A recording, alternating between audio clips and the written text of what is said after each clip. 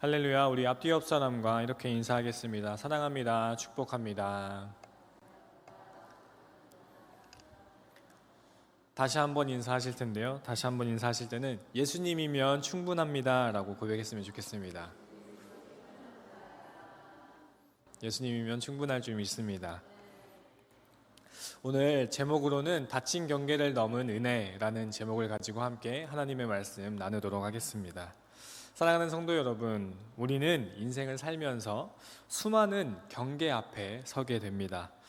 우리가 생각하는 국경처럼 눈에 보이는 경계도 있지만 사람과 사람 사이, 그리고 마음과 마음 사이에 존재하는 보이지 않는 경계도 존재합니다. 또한 신분의 경계, 그리고 경제적 경계, 문화와 관습의 경계, 그리고 심지어는 교회 안에서도 형성되는 신앙적 경계가 있습니다. 이 경계들은 종종 누군가를 때로는 배제하고 선을 그어서 안과 밖을 나누며 서로를 향한 마음을 닫게 만들 때가 너무나도 많습니다. 성경에 있는 유대 사회에서도 분명한 경계들이 있었습니다. 율법과 전통, 종교적 규범이 그어놓은 보이지 않는 선은 깨끗한 자와 깨끗하지 못한 자, 부정한 자를 나누었고 의인과 죄인을 갈랐습니다. 그 선 밖에 있는 사람들은 쉽게 회복될 수 없었고 심지어 하나님께 나아갈 기회조차 박탈당했습니다. 그러나 오늘 본문 마태복음 9장 9절에서 13절까지의 말씀 속에서 예수님은 놀라운 일을 행하십니다. 사람들의 눈에 가장 멀리 있는 자, 사회적, 종교적 경계 밖에 있는 세리 마태를 부르십니다. 그리고 단순히 부르실 뿐만 아니라 그의 집에 들어가서 함께 식사하시면서 다른 세리와 죄인들과도 교제하셨습니다. 이 장면은 우리가 은혜가 어디까지 흘러가야 하는가라는 것을 보여줍니다. 은혜는 안전한 울타리 안에만 국한되어 있으면 안 된다라는 것입니다. 경계를 넘어서 때로는 우리가 상상할 수조차 없는 자리까지 임해야 되는 게 하나님의 은혜인 줄 믿습니다. 오늘 우리는 이 말씀을 통해서 세 가지의 중요한 교훈을 함께 나누려고 합니다. 첫째로는 부르심은 예상치 못한 자리에 온다라는 것입니다. 둘째로는 은혜는 경계를 무너뜨린다라는 것이고, 셋째로는 주님은 상한 자를 부르러 오신다라는 것입니다. 이 말씀을 통해 우리 각자의 자리에서 세관을 한번 생각해 봤으면 좋겠고요. 그리고 이 세관의 자리에 찾아오시는 주님의 부르심을 들을 수 있기를 소망합니다. 첫째로는 부르심은 예상치 못한 자리에서 온다라는 것인데, 우리 본문 말씀 9절 말씀 함께 읽어보도록 하겠습니다. 함께 읽겠습니다. 예수께서 그것을 떠나 지나가시다가 마테라 하는 사람이 세관에 앉아 있는 것을 보시고 이르시되 나를 따르라 하시니 일어나 따르니라. 아멘. 이 짧은 구절 속에서 놀라운 하나님의 부르심의 원리가 담겨 있었습니다. 예수님은 마태를 어디서 부르셨을까요? 어디서 부르셨을까요? 세관에서 부르셨다라는 것입니다. 세관은 이 마태가 일하는 단순한 직업적인 현장이 아니라 마태의 과거적 그리고 현장에 모두 응축된 자리였다라고 볼 수 있습니다. 마태 스스로가 생각하기에 본인은 죄인이라고 생각했기 때문에 분명하게 본인이 생각하기에 부끄러운 기억이 쌓여 있었고, 그리고 사람들의 멸시와 손가락질 받는 자리가 그 세관의 자리였을 것입니다. 마태는 당시 로마 제국의 세금을 거두는 세리였습니다. 우리 너무나도 잘 알고 계시겠죠? 유대인들에게 세리는 가장 미움받는 존재였다라는 것입니다. 왜 그랬을까요? 그 이유를 세 가지 정도로 볼 수 있는데요. 첫 번째로는 정치적으로 로마에 충성하는 배신자라고 여겨졌기 때문입니다. 두 번째로는 경제적으로 부당한 세금을 거두어 착취하는 착복자였기 때문이었습니다. 셋째로 종교적으로 따졌을 때는 종교적으로는 이방인과의 접촉을 부정한 돈 때문에 회당에서 환영받지 못하는 자였기 때문입니다. 이러한 이유로 세리는 사회적으로 완전히 고립된 사람이었습니다. 그래서 사람들은 그와 눈도 마주치지 않고 대화조차 하지 않았다라는 것입니다. 그러나 예수님은 세관을 지나가시다가 마태를 부르십니다. 마태를 보셨습니다. 여기서 보셨다라는 것은 단순히 그냥 슥 보고 지나쳐 간 게 아니라 마태를 보고 바라봤다라는 의미를 가지고 있다라는 것입니다. 우리가 계속해서 예수님의 12제자의 시리즈를 바라보면서 예수님이 바라보는 시선은 우리와 전혀 다른 시선이라는 것을 깨닫게 됩니다. 우리는 과거의 이력으로 사람을 판단하지만 하나님은 하나님의 계획과 부르심으로 사람을 바라보신다라는 것입니다. 주님은 마태를 피해가지 않으셨습니다. 오히려 의도적으로 다가가셨다라는 것입니다. 예수님은 마태가 회개한 후나 변화된 후에 부르신 것이 아니었습니다. 여전히 세관의 자리에 앉아 있을 때, 세리의 옷을 입고 있었을 때 그 순간에 부르셨다라는 것입니다.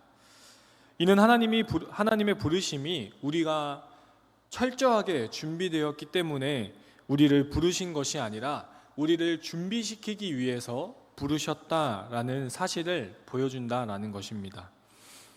성경의 인물 속의 사람들을 보면요, 모세는 광야에서 도망자로 있을 때 주님께서 부르셨습니다. 그리고 기드온은 포도주 틀 속에서 밀을 타작하다가 부름을 받았고요. 우리가 너무나도 잘 알고 있는 사도 바울은 어떻게 부르심을 받았죠? 예수님을 믿는 사람들을 핍박하기 위해서 가고 있는 그 다메섹 도상에서 예수님을 만나게 됩니다. 마태 역시 이 변화의 이전의 자리에서 부름을 받았다라고 볼 수 있습니다. 그리고 그 마태는 그 부르심에 즉각적인 순종으로 반응했습니다. 본문은 그의 변명을 기록하지 않습니다. 그는 개선하거나 조건을 묻지 않았습니다. 주님의 한마디에 모든 것을 내려놓고 그 자리에서 바로 일어났다라는 것입니다. 이것이 계속해서 제자들의 모습 속에서 보여지는 제자들의 부르심의 올바른 반응이라는 것입니다. 부르심 앞에 지체하지 않고 지금 이 자리에서 응답하고 나아가는 것인 줄 믿습니다. 혹시 오늘 우리가 앉아있는 세관의 자리가 있습니까? 사람들에게 낙인 찍힌 과거일 수 있습니다. 반복되는 실패와 포기 속에 스스로를 가둔 자리일 수 있습니다. 하나님과 멀어진 생활 습관이나 신앙의 무관심 속일 수 있습니다. 그러나 주님의 부르심은 바로 그 자리에서부터 시작되는 줄 믿습니다. 주님은 우리의 완벽함을 기다리지 않으십니다. 오히려 우리의 부끄러운 현실 한가운데 들어오셔서 나를 따르라 명하시고 계십니다. 그러므로 오늘도 주님의 음성에 귀 기울이는 시간 되길 소망합니다. 그 음성은 우리의 자격을 묻지 않고 현재를 넘어서 예수님과 동행하는 미래로까지 부르십니다. 그 부르심에 응답하는 순간에 우리의 인생은 완전히 새로운 방향으로 나아가게 될 줄 믿습니다. 둘째로는 은혜는 경계를 무너뜨린다라는 것입니다. 우리 10절, 11절 말씀 함께 읽어보도록 하겠습니다. 함께 읽겠습니다. 예수께서 마태의 집에서 앉아 음식을 잡수실 때에 많은 세리와 죄인들이 와서 예수와 그의 제자들과 함께 앉았더니 바리새인들이 보고 그의 제자들에게 이르되 어찌하여 너희 선생은 세리와 죄인들과 함께 잡수시느냐. 아멘. 마태는 예수님의 부르심을 받은 후에 곧바로 자신의 집에서 잔치를 열었습니다. 그는 예수님을 초청했고 자연스럽게 자기와 가까운 사람들, 즉 누구였을까요? 세리와 죄인들이었겠죠. 그런 사람들을 불렀습니다. 당시의 잔치는 단순히 함께 식사하는 자리가 아니었습니다. 식탁을 함께 한다라는 것은 그 사람과 깊은 교제를 나누고 관계를 인정하면서 내 마음을 열겠다라는 의미였습니다. 그런데 이 장면을 본 바리새인들은 큰 불만을 표출하게 됩니다. 그들은 제자들에게 따져 묻습니다. 어찌하여 너희 선생은 세리와 죄인들과 함께 잡수시느냐라고 묻습니다. 이 질문에는 어떻게 보면 어떻게 선생이 그래? 라고 놀라움이 있을 수 있는 반면에 어떻게 저렇게 선하다라고 얘기하는 사람이 죄인들하고 함께할 수 있어라는 분노가 담겨져 있습니다. 당시 유대 사회에서 죄인은 율법을 지키지 않거나 종교적으로 부정하다라고 여겨지는 사람들을 의미했습니다. 세리는 그 중에서도 가장 멀리 고립되어 있는 사람을 간주합니다. 바리새인들에게 식탁은 어떻게 보면 경계선이었습니다. 경계 라인이었는데 경계 안에는 자신들처럼 깨끗하다라고 이야기하는 사람들만 들어올 수 있었고, 경계 밖의 사람들은 세리와 죄인들이었다라고 이야기합니다. 그래서 그 사람들과 절대 가까이 하지 않고 식사하지 않았습니다. 바리새인들의 이러한 태도는 단순한 개인적인 나는 저 사람이 싫어요 이게 아니라 그 당시 종교적, 사회적 규범에 의해서 뿌리박힌 사실이었다라고 볼 수 있습니다. 율법을 철저히 지켜야 한다는 명분으로 그들은 은혜의 영역을 스스로가 제한했다라는 것입니다. 그러나 예수님은 이 경계 라인, 이 경계선을 단호하게 무너뜨리신 분이었습니다. 주님은 세리와 죄인들의 집에 들어가셨고 그들과 같은 식탁에 앉아 식탁의 교제를 나누셨습니다. 이는 율법을 무시하거나 죄를 묵인하신 것이 아니라 그 경계 너머에 있는 사람들에게 은혜를 흘려보내시기 위한 행동이었습니다. 이 장면은 우리가 은혜가 얼마나 멀리 그리고 깊이 흘러가야 하는지를 보여주고 있습니다. 은혜는 스스로 경건하다고 여기는 사람들 사이에서만 머무르지 않습니다. 오히려 은혜는 경계 바깥, 소외된 자와 상처 입은 자, 종교적으로 배제된 자에게까지 흘러가야 합니다. 이것이 주님께서 우리에게 보여주신 복음의 본질인 줄 믿습니다. 혹시 우리 마음에도 보이지 않는 경계가 있지는 않습니까? 믿을 만한 사람과 믿지 못할 만한 사람, 스스로 정한 기준으로 누군가를 복음의 대상에서 제외시키는 경우는 없습니까? 어떤 이들은 삶의 모습 때문에, 어떤 이들은 과거의 실수 때문에, 또 어떤 이들은 나와 다른 생각을 가진다라는 이유로 우리 마음의 식탁에서 밀려나게 되는 경우가 있지는 않습니까? 그러나 주님께서는 우리에게 말씀하십니다. 은혜는 차별하지 않는다라고, 복음은 모든 사람을 위한 것이라 라고 말씀하고 계십니다. 교회의 사명은 울타리를 좁히는 것이 아니라 넓혀가는 것인 줄 믿습니다. 우리의 경계 안으로 더 많은 사람이 들어올 수 있도록 하는 것이 복음의 본질이고 복음의 은혜인 줄 믿습니다. 예수님께서 마태와 그 친구들의 집으로 들어가셨듯이 우리도 경계 밖에 있는 이들을 향해서 걸어가야 할 줄 믿습니다. 그곳에 주님이 필요하고 그것에 주님의 은혜가 필요하기 때문인 줄 믿습니다. 세 번째로는 주님은 상한 자를 부르러 오셨다라는 것입니다. 우리 12절 13절 본문 말씀 함께 읽어보도록 하겠습니다. 함께 읽겠습니다. 예수께서 들으시고 이르시되 건강한 자에게는 의사가 쓸데없고 병든 자에게라야 쓸데있느니라. 너희는 가서 내가 긍휼을 원하고 제사를 원하지 아니하노라 하신 뜻이 무엇인지 배우라. 나는 의인을 부르러 온 것이 아니요 죄인을 부르러 왔노라 하시니라. 아멘. 바리새인들은 예수님이 세리와 죄인들과 함께 하시는 모습을 보고 의문과 불만을 드러냈습니다. 그들은 종교적으로 경건한 사람이라면 부정한 사람들과 거리를 두는 것이 마땅하다라고 생각했기 때문입니다. 그들의 시선 속에서 예수님은 경계선을 지키지 않는 위험한 선생으로 보였을 수 있습니다. 그러나 예수님은 그들의 비난에 이렇게 답하셨습니다. 건강한 자에게는 의사가 쓸데없고 병든 자에게라야 쓸데있느니라. 나는 의인을 부르러 온 것이 아니라 죄인을 부르러 왔다라고 분명하게 말씀하고 계십니다. 이 말씀은 주님의 사역의 목적을 분명하게 드러내셨습니다. 예수님은 스스로 의롭다라고 생각하는 사람을 찾지 않으신다라는 것입니다. 오히려 자신의 연약함을 인정하고 은혜 없이는 살 수 없음을 고백하는 사람을 부르시고 계십니다. 하나님의 나라의 부르심은 자기 의로 가득 찬 마음에는 결코 들어갈 자리가 없다라는 것입니다. 하지만 상하고 가난한 심령에는 은혜가 강물처럼 흘러 들어오게 된다라는 것입니다. 마태는 자신의 현실을 뼈저리게 깨닫고 현실을 잘 알고 있었던 사람이었습니다. 그는 그 스스로가 사회적으로 버림받았고 종교적으로도 죄인 취급을 받았다라고 깨닫게 되는 것입니다. 사람들의 인정과 존중은 기대할 수조차 없는 사람이었습니다. 영적인 소망도 멀게만 느껴졌기 때문입니다.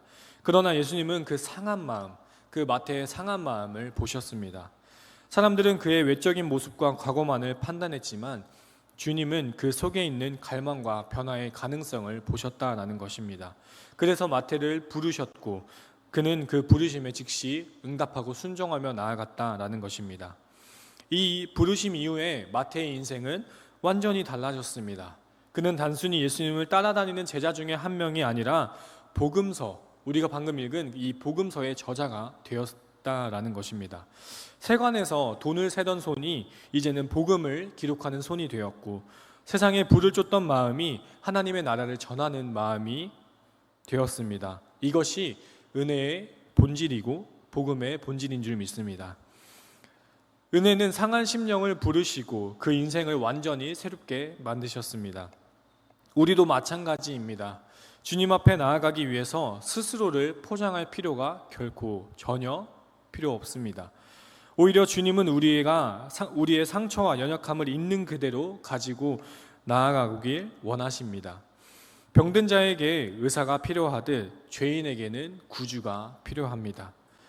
우리의 절망과 부족함은 주님을 향한 부르심의 통로가 됩니다. 그러므로 오늘도 우리는 솔직히 고백해야 합니다. 주님, 저는 죄인입니다.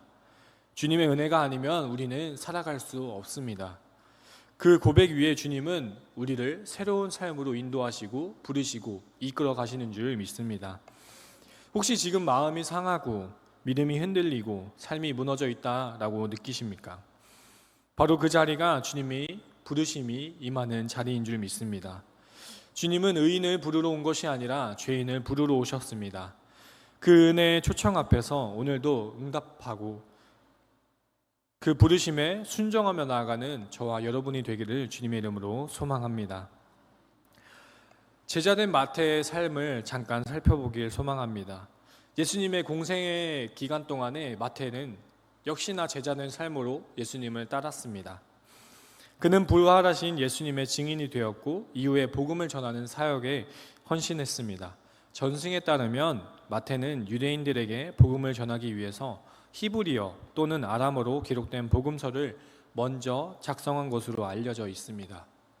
오늘날 우리가 가진 마태복음은 헬라어로 기록되어 있지만 초대교회는 마태를 예수님의 생애와 가르침을 정리한 복음서의 저자, 즉 우리가 보고 있는 마태복음의 저자로서 인정하게 됩니다.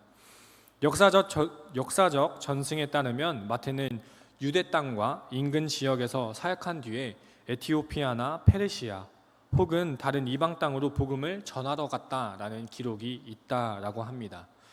그의 순교에 대해서는 여러 설이 있습니다. 참수형이고 교수형이다라고 이야기하는 것이지만 대부분은 마태가 복음을 전하다 순교했다라고 전해집니다.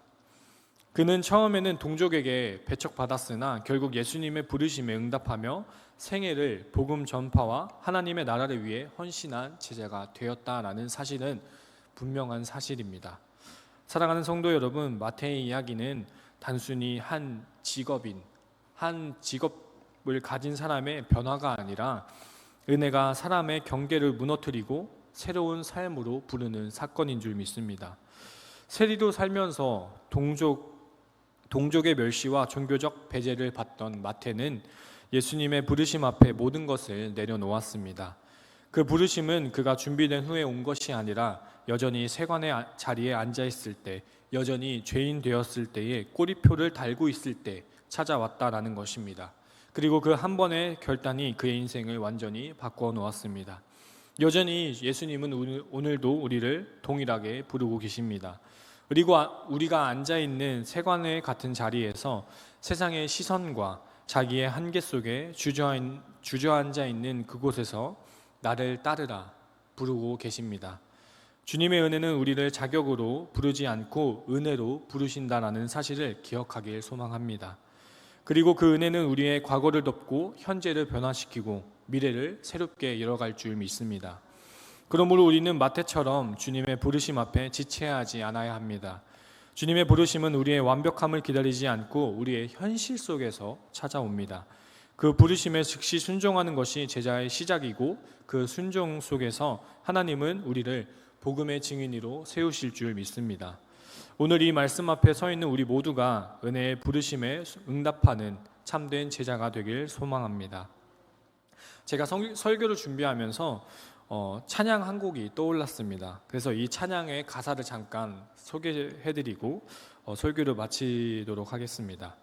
이 찬양팀은 이제 위러브라는 찬양팀이고 제목은 상한 마음의 한 예배자라는 찬양입니다. 가사를 잠깐 묵상하고 기도로 나아가길 소망합니다. 가사가 어떻게 되냐면요, 익숙함에 젖어들어 또 한 번에 지나가는 예배가 아니라 다시 한번 부어주실 그 은혜로 가득 채워지는 예배를 나 갈망합니다. 요동치는 내 감정에 속지 않고 내가 주인된 예배가 아니라 영과 진리로 온전하게 드려지는 주가 받으시는 예배를 나 갈망합니다. 주가 받으시는 온전한 찬양과 예배, 주님께 나 드리기 원합니다. 주가 찾으시는 상한 마음의 한 예배자, 내가 되어 예배하길 원합니다. 그저 하루의 첫 시간 반복적으로 드리는 예배가 아니라 습관성인 예배가 아니라 늘 있는 그대로의 우리의 모습으로 주님께 나아가는 예배자가 되길 소망합니다. 주님은 상한 마음을 외면하지 않으시고 가까이 하시며 고치시고 예배로 받으시는 줄 믿습니다. 우리 이 시간 다 같이 기도 나아가길 소망합니다. 이 시간 기도할 때 주님의 부르심 앞에 즉시 순종하는 제자가 되길 소망합니다. 형식적인 예배가 아니라 상한 마음으로 드리는 예배자가 되게 하여 주옵소서. 상한 마음을 가까이 하시고 고치시는 주님을 이 시간 깊이 경험하게 하여 주옵소서.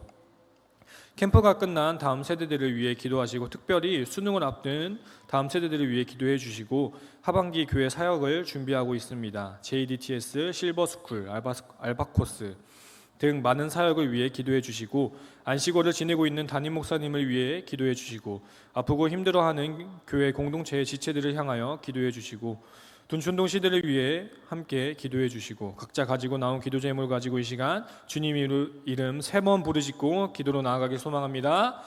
주여 주여